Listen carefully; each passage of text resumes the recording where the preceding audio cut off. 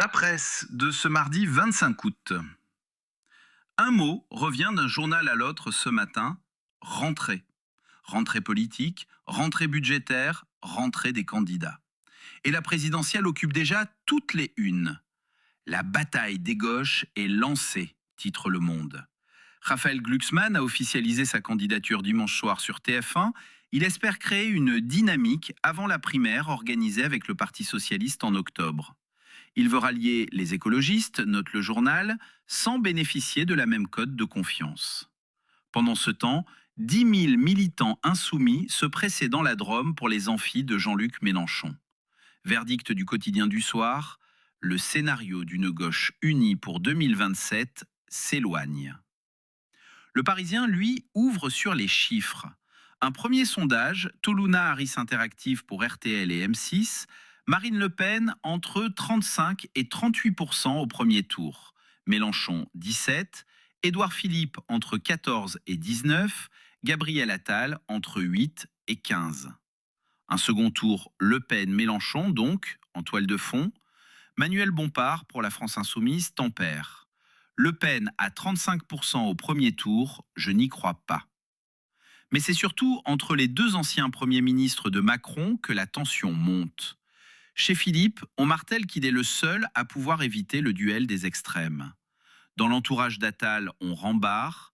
La leçon de l'été, c'est que Gabriel a fait de la communication tous les jours et que personne n'a rien retenu. Laissons-le gesticuler.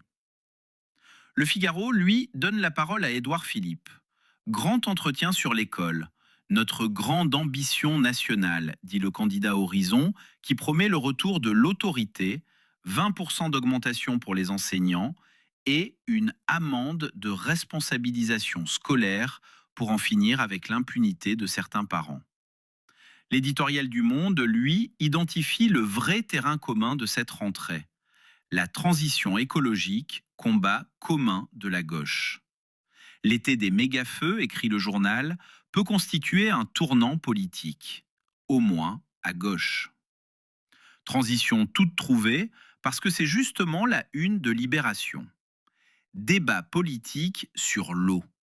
Le ton est donné dès l'édito de Lorraine Provost. On réclamait la politisation de la canicule, on l'a obtenue. Glucksmann se rêve président de la transition écologique. Retailleau, toujours contre l'écologie punitive, ose désormais celle de l'adaptation, nucléaire compris. Mélenchon veut un État écologique et des écorégions calquées sur les bassins versants. Attal promet la plus grande chasse au gâchis d'eau jamais menée. Et Libé résume, après la guerre du feu, bienvenue dans la guerre de l'eau. Le journal consacre plusieurs pages à un reportage au Sable d'Olonne, où Veolia et Vendée Eau expérimentent la réutilisation des eaux usées traitées jusqu'au robinet. Mais Libé donne aussi la parole à l'hydroclimatologue Florence Abetz du CNRS. La sobriété et la répartition équitable de l'eau sont le seul chemin. Elle fustige la fuite en avant technologique et dénonce la loi d'urgence agricole du 18 août. Et dans Le Parisien, l'illustration brutale du dérèglement. Une tornade a ravagé Paumas, 1000 habitants près de Carcassonne. Un habitant, en larmes, ça fait 20 ans que je me casse le dos et je n'ai plus de toit. Changement complet de registre avec la une du Figaro. Une haine anti-flic débridée. 3 pages et l'éditorial. Le 17 août à Marseille, un policier venu restituer un téléphone volé, cerné, roué de coups par des militants d'ultra-gauche. À Toulouse, 3 policiers municipaux attaqués à l'arme blanche.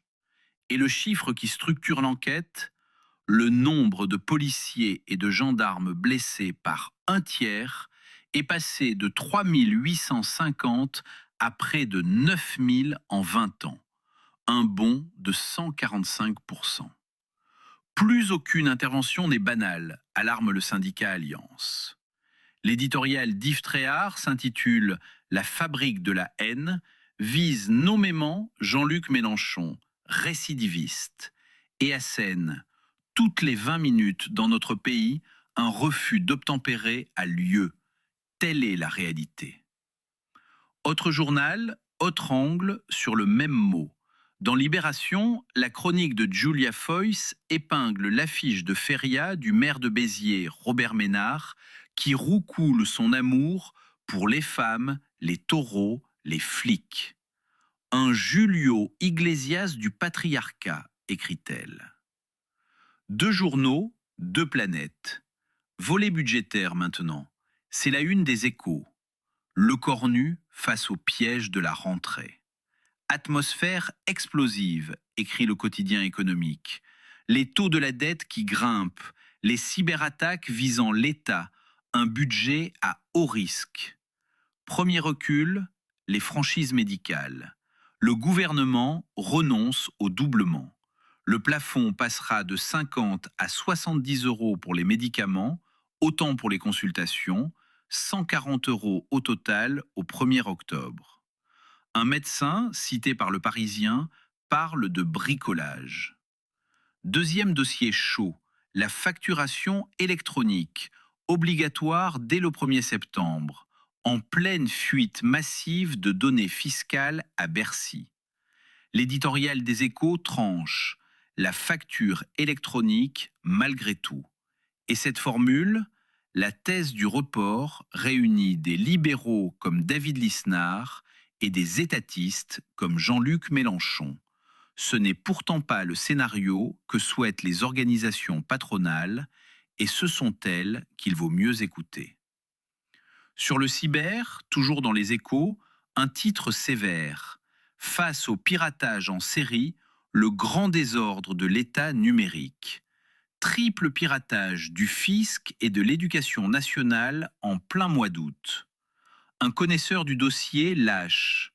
On a assisté à un grand numéro de communication de crise. Le Figaro, lui, décrit un exécutif cerné et note l'échec symbolique de la rentrée. Le Conseil constitutionnel a censuré l'interdiction des réseaux sociaux aux moins de 15 ans. À l'international, le rythme s'accélère aussi. Le Parisien titre sur l'opération économique la plus écrasante jamais menée.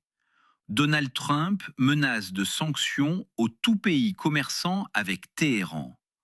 Le Monde complète. Abu Dhabi suspend jusqu'à nouvel ordre ses transactions avec l'Iran. Conséquence directe dans les Échos, le gaz européen a franchi les 65 € le mégawattheure, un cours qui a plus que doublé depuis février. Sur l'Ukraine, le Figaro parle d'épreuve des volontés au jour du 35e anniversaire de l'indépendance. Emmanuel Macron, l'Ukraine est debout, on ne soumet pas un peuple libre.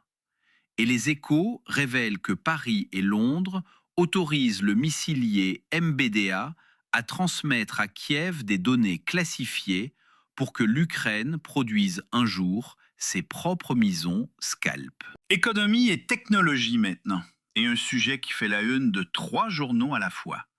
Mohamed Ben Salman s'offre un parc Dragon Ball en France. Les Échos, Le Parisien et Le Figaro racontent la même annonce. 3 parcs d'attractions à Cergy-Pontoise sur le terrain de l'ancien Mirapolis. 6 milliards d'euros, 22 000 emplois espérés. Emmanuel Macron sur X, vous connaissez mon intérêt pour les mangas. Ailleurs dans les pages économiques, Le Monde s'interroge. La crédibilité de la Fed est désormais en jeu. Les taux flambent des deux côtés de l'Atlantique à des niveaux inconnus depuis 30 ans. Les Échos suivent l'or à 4 650 $ l'once contre 4 000 en juin. Porsche dans Le Figaro, 9 000 suppressions de postes. Et à la pompe, Le Parisien décrit des Français résignés à 2 € le litre d'essence. Côté technologie, une page à lire dans Le Figaro. OpenAI a annoncé ralentir le développement de son modèle de pointe Astra, craignant que ses cybercapacités lui permettent, sans intervention humaine, d'exploiter des failles dans de nombreux systèmes. Et puis il y a ce qu'on ne verra pas en une, mais qui mérite le détour. Dans Libération, un chiffre glaçant tiré d'une étude de l'UNAPI publiée ce mardi. La part d'élèves en situation de handicap scolarisés moins de 12 heures par semaine, à une semaine de la rentrée scolaire. L'IB signale aussi une enquête au long cours sur Nestlé Waters et l'eau de Vittel, où un ancien cadre lâche. Eux disent la famille, moi je dis la secte. Et Le Monde consacre une page aux effets très concrets de la canicule sur les élevages. Un éleveur bio breton a perdu un quart de ses pondeuses en juin. Et pour finir, la culture, un départ que tous les journaux saluent. Philippe Bouvard est mort ce lundi à Cannes, à 96 ans. Le Parisien lui consacre 4 pages et son éditorial. Avec lui, on pouvait presque tout dire. Le Figaro rappelle qu'il y était entré comme coursier en 52. 37 ans de grosses têtes, près de 30 000 chroniques, l'invention du talk show à la française chez Maxims. Libération titre, fidèle à sa manière, « Grosse tête de gondole ». Le Monde choisit de le laisser parler, avec cette phrase qu'il avait écrite lui-même. « J'ai été un jeune sacripant, mais pas flemmard, avant de devenir un vieux con, mais pas blasé. » Et son épitaphe, rapporté par Le Parisien, « Vivant, j'étais assez petit. Sous la pierre, je fais figure de monument. Il y a donc un progrès. » Laurent Ruquier, qui lui a succédé, c'est un maître qui s'en va. Les témoignages ne sont pas tous tendres, cela dit. Laurence Boccolini se souvient d'un patron très misogyne. Le portrait, partout, reste double. Autre disparition, dans Libération et Le Parisien, l'entarteur belge Noël Gaudin, mort à 80 ans, spécialiste de la chantilly balancée sur les pompeux cornichons. Bernard-Henri Lévy, sa cible favorite. Bill Gates, son plus beau trophée. Pour le reste, Le Monde ouvre une belle série d'entretiens avec Haruki Murakami. Le Figaro annonce le festival Ravel, qui s'ouvre demain au Pays Basque. Libération revient de Budapest, où le festival Sziget, écrit-il, est plus fou sans Orban. Et ce soir sur TF1, 18 aventuriers en binôme pour les 25 ans de Koh Lanta. Voilà pour la presse de ce mardi 25 août. Excellente journée à toutes et à tous et à demain.